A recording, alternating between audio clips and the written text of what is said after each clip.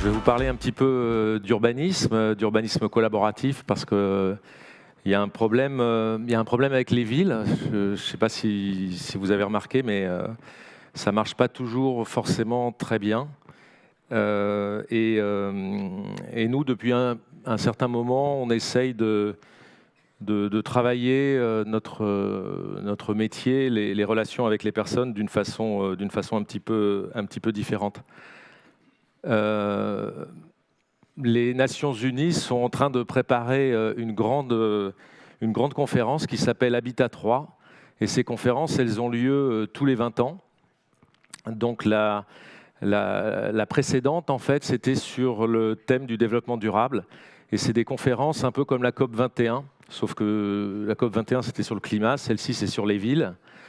Et alors, moi, en tant qu'architecte urbaniste, quand je lis quand je lis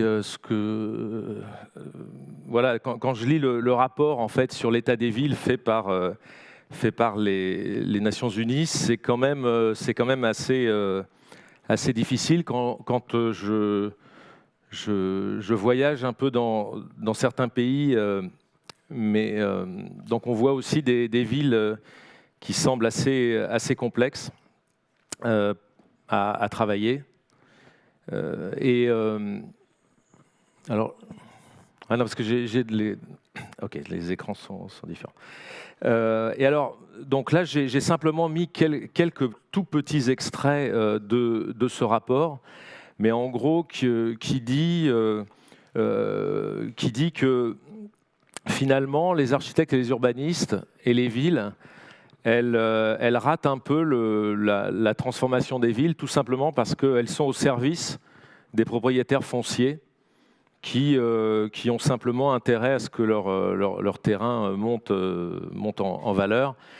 Et tout ça, ça produit quelque chose d'extrêmement concret, c'est que les objectifs de l'ONU, c'était qu'en l'an 2000, les favelas et les territoires d'habitat indigne aient totalement disparu. Aujourd'hui, il y a 700 millions de gens qui vivent dans les favelas, et ce qui est prévu pour d'ici 20-30 ans, c'est qu'il y en ait 1,4 milliard, pardon. Voilà. Donc ça veut dire que tout ce qu'on fait avec toutes sortes d'intelligence et de bonnes intentions, ça fonctionne absolument pas. Voilà.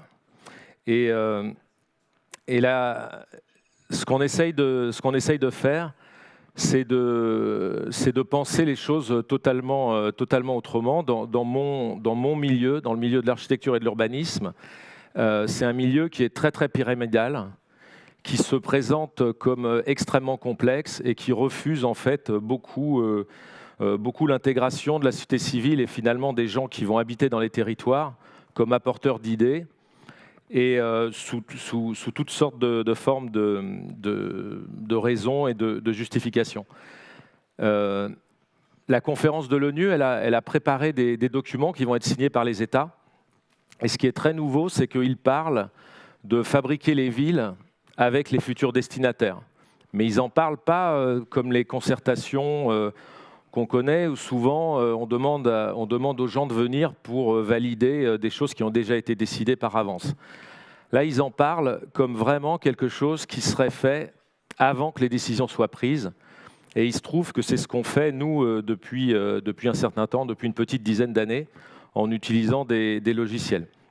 Donc là, je vais vous présenter un petit peu cette hypothèse qui travaille à partir de l'intelligence collective et aussi de l'intelligence artificielle à travers des outils qu'on développe. Je vous expliquerai pourquoi est-ce qu'on pense qu'aujourd'hui il y a une opportunité, et pourquoi est-ce que si ça n'a jamais marché, on pense que maintenant ça peut marcher, en faisant référence à Philippe Cadic et à cette conférence. Le vrai enjeu, c'est bien qu'on produise un changement systémique, et puis on va essayer je vais essayer de vous expliquer. Je parle au pluriel parce qu'on est pas mal de gens qui travaillons sur ce projet. Je vais essayer de vous expliquer comment on travaille, et puis pourquoi, avec des outils open source et des associations, on pense pouvoir prendre de vitesse quelque chose qui fonctionne pas très bien. Donc moi, je suis architecte urbaniste, je développe aussi des conceptions de logiciels. Et je suis cofondateur de plusieurs structures, donc une agence d'architecture, mais un peu particulière, qui fait ce qu'on appelle de l'architecture et de l'urbanisme collaboratif. On a une Civic Tech qui développe des outils d'intelligence collective pour l'urbanisme. Et puis je suis cofondateur d'une association avec des gens en Chine qui s'appelle 7 milliards d'urbanistes. Ça nous amène tout ça à pas mal voyager et à être sur des projets un petit peu fous. Ça, c'est un projet qui est mené par justement le cofondateur de 7 milliards d'urbanistes en Chine. Et quand on voyage dans les villes, au centre, là en noir et blanc, vous avez une petite publicité. Et puis en grand, là, c'est ce qu'on fait, je sais pas, des taggers, voilà. Et c'est vrai qu'aujourd'hui, il y a beaucoup de manifestations et beaucoup de problèmes parce que les populations refusent ce qui leur est imposé pour leur bien. C'est-à-dire cette sorte de transformation de la ville en un gigantesque centre commercial avec plein de franchises donc dans les rez-de-chaussée. Et dans le monde entier, en fait, des gens essayent de s'élever contre ça, mais c'est vrai que c'est un petit peu compliqué. Ce qu'on essaye de développer, ce qu'on essaye de montrer aux élus et aux villes, c'est que la société civile, ça peut être un formidable allié pour faire mieux les villes, parce que les gens qui sont monsieur, madame, tout le monde, mais qui sont aussi à la tête d'entreprises, qui sont à la tête d'universités, ces gens-là, ils n'ont pas spécialement envie de déménager, de changer de territoire très, très rapidement, ou quand on a une famille, évidemment. On choisit ça avec beaucoup de précautions, donc on prend du temps. À l'inverse, les villes, elles sont développées par des grandes entreprises qui vont très très vite et qui font des coûts. Et eux, ils sont dans le court terme. Le problème des élus, c'est que très souvent, ils parlent justement avec ces gens qui sont sur le court terme et qui se font passer pour les seuls qui ont des capacités à transformer les villes.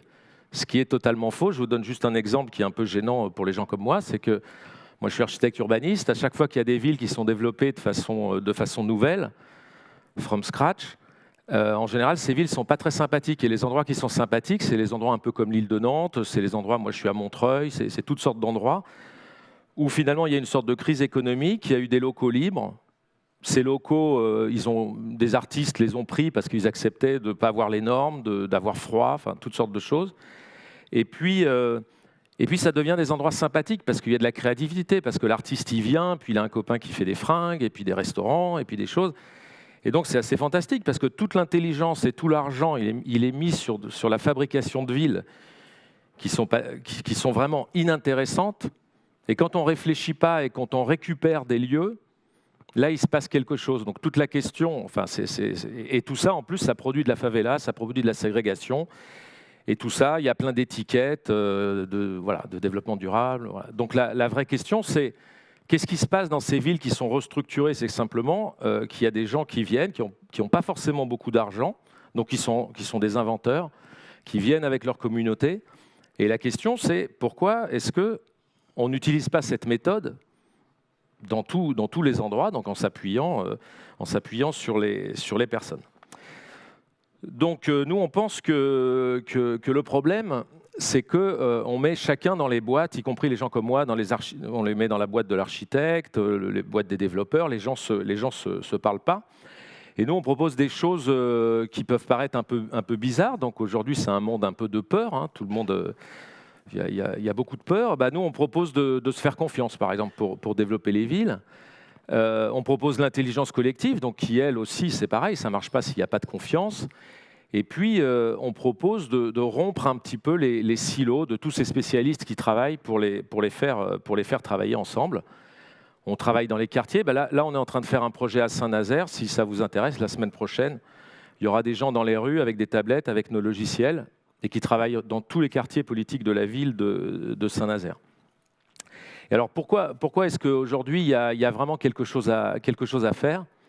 C'est parce que il y a vraiment, évidemment, là on est au Web Today, donc je n'ai pas besoin de vous l'apprendre, mais les capacités de transformation de cette connexion généralisée et de l'accès aux connaissances sont sont en train de remettre en cause la médecine, la politique et évidemment l'urbanisme.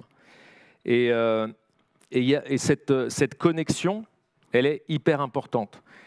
Et il y a une deuxième chose donc, qui va être mise en place, qui va être signée par les États, c'est cette façon de travailler avec la société civile pour les villes. Et nous, notre sujet, c'est est-ce que les délégués qui vont revenir chacun dans leur pays, est-ce qu'ils vont se retrouver comme nous, confrontés aux professionnels, quand on leur dit on va faire avec les gens, on a des outils, on va réfléchir ensemble, on nous dit mais non, déjà les gens ils s'y intéressent pas, ils sont un peu bêtes, ils ne sont pas formés, ça met du temps et puis ça coûte cher.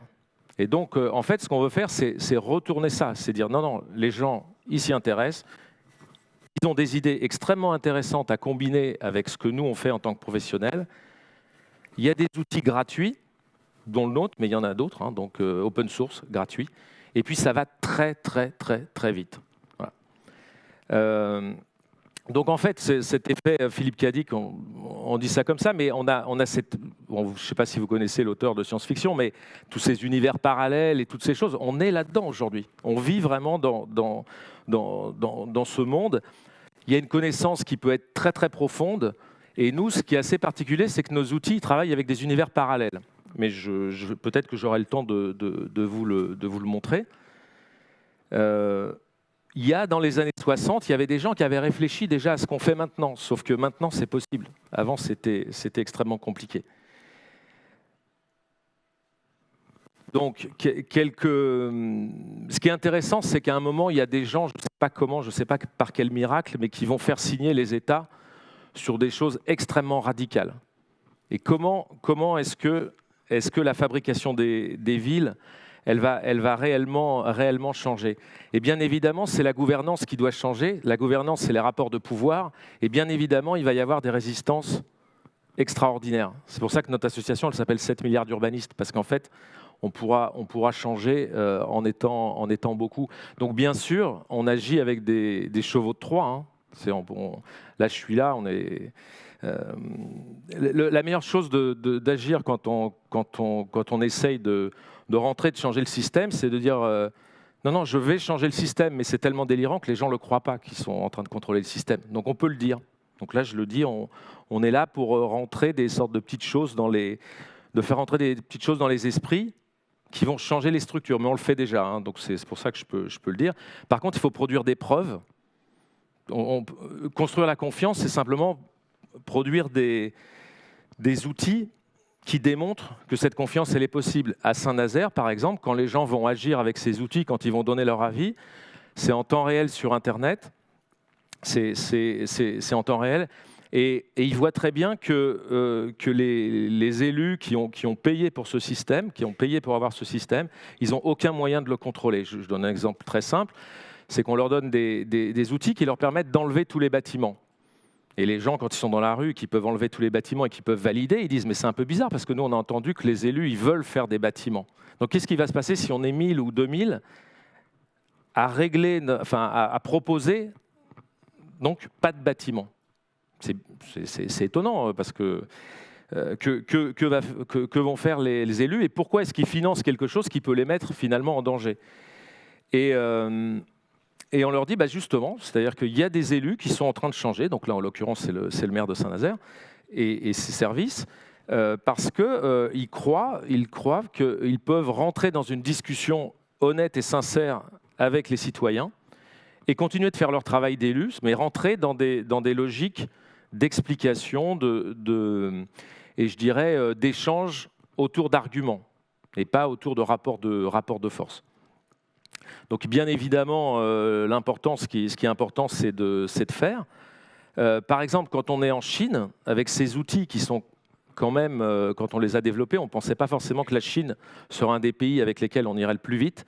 En fait, ça se passe en Chine, parce qu'en Chine, il y a énormément de révoltes contre les changements urbains. Et les gouvernements, tout aussi autoritaires qu'ils soient, en fait, ils se rendent compte qu'à un certain moment, c'est peut-être un peu idiot de se mettre en danger en faisant des choses pas intéressantes. Et alors, le cheval de Troie trouvé par notre partenaire, c'est de travailler avec les enfants. Sinon, des projets qu'on a fait à Grenoble, on redonné où on est en train, parce que le projet n'est pas terminé, de travailler sur un système de bus métropolitain qui n'était pas pris par les habitants. Sur Saint-Nazaire, donc on est en train de travailler sur les quartiers politiques de la ville. Et puis en Chine, le plus délirant, c'est d'être dans un village avec des paysans, dans un village où les maisons sont en terre battue, et puis de voir des étudiants d'une grande université chinoise aller avec un iPad ou des tablettes, s'agenouiller auprès des vieux paysans chinois et les faire utiliser justement un outil d'intelligence collective. Et de cette discussion naissent aussi des possibilités de développement économique de ce village. Et là-bas, ça va très vite, c'est-à-dire que soit les universitaires, avec les habitants, mais aussi avec des services de l'État, arrivent à montrer qu'il y a un avenir économique, soit juste le village est détruit. Hein. C'est très vite. Et il y a quelques mois. Et quand je suis parti en Chine, donc c'était au mois de mai, donc c'était il y a juste un mois. L'université nous a donné, quand on était à l'aéroport, c'est là que l'université nous a dit bah tiens, vous allez aller rencontrer des paysans à l'extérieur de la ville. On n'était pas du tout au courant. Et peut-être qu'il y a un certain nombre de villages qui vont être sauvés par ces techniques. Bon, ces techniques, elles permettent aux gens, en partant d'une image de la rue, d'une image de la réalité, donc c'est pas du tout théorique, hein, elles permettent, avec différents curseurs, d'avoir la main et de changer, comme c'est combinatoire. Les gens construisent leur vision par rapport à, par exemple, en l'occurrence, par rapport à 15 000 solutions. Et c'est très, très nouveau parce que, justement, ils vont pouvoir enlever des bâtiments, rajouter des bâtiments. Voilà, bon, ça, c'est une dame, justement, qui a été consultée, là, il y a 3 semaines. Aussi une autre ancienne paysanne de Chine. Ça, c'est l'architecte qui s'appelle Mu Wei, qui est donc... là, il était en train d'utiliser sur un iPad, retransmis sur un écran, l'outil open source qui permet en fait de pousser des éléments sur une image qu'on prend très, très rapidement. Et derrière le numérique, bien évidemment, il y a, là en l'occurrence, c'est des enfants qui commencent à construire les transformations. Donc, ce qu'on est en train de faire aujourd'hui, c'est de se préparer à donner à tous les délégués, donc des 197 pays, ça se passe en octobre, donc à Quito, ce logiciel open source en HTML5, avec des preuves. Là, on a 50 villes à peu près sur les 5 continents qui sont en train de faire des bêta-tests. Et puis, on veut essayer de participer à lancer une dynamique. Donc aujourd'hui, c'est vrai que l'association, elle recrute, entre guillemets, toutes sortes de personnes pour qu'on avance dans ce domaine. Donc ça, c'était un des enfants en Chine. Voilà.